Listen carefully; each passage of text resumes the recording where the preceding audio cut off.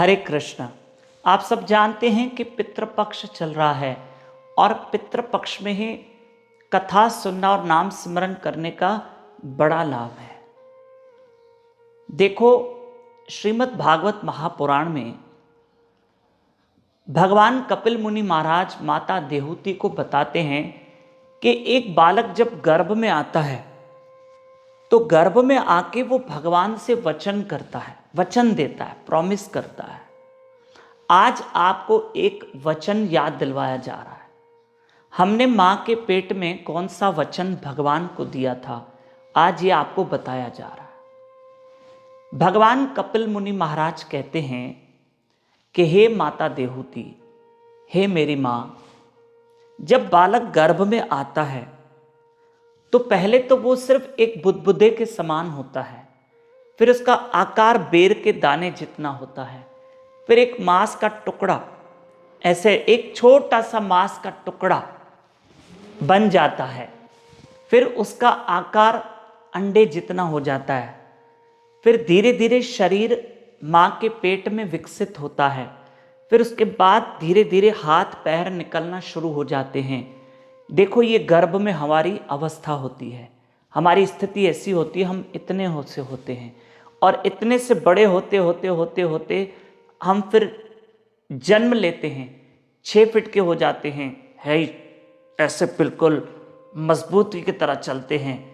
फिर इंसान को उसकी सुंदरता का अहंकार आ जाता है, फिर इंसान को उसके पद का अहंकार आ जाता है, फिर हमें अपनी जवानी का, अरे जवानी का एक अपना अहंकार, अपनी मस्ती है।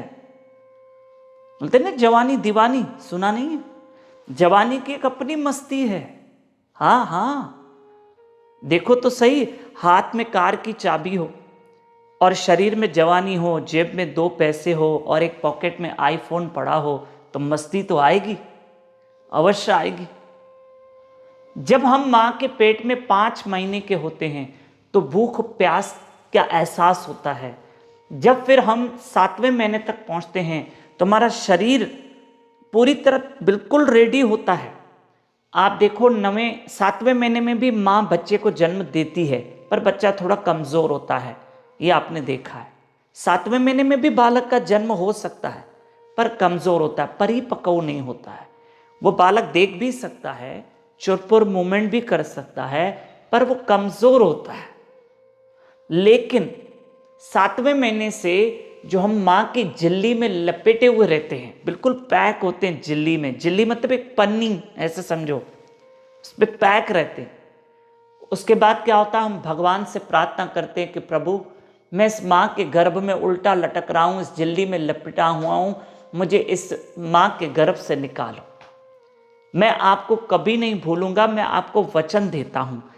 अंतर आत्मा से हम भगवान से प्रार्थना करते हैं कि मैं आपको कभी नहीं भूलूंगा प्रभु, मुझे इससे बाहर निकालो। 9 महीने में जब हम माँ के गर्भ से बाहर निकलते हैं, संसार में आते हैं, परिवार मिलता है, रिश्तेदार, धन, पदार्थ, पत्नी, बच्चे, पति सब प्राप्त होने लगते हैं और हम ईश्वर को भूल जाते हैं। यही तो हम सबसे बड़ी गलती और मिस्टेक करते हैं कि जो भगवान से प्रॉमिस किया वो हम भूल गए।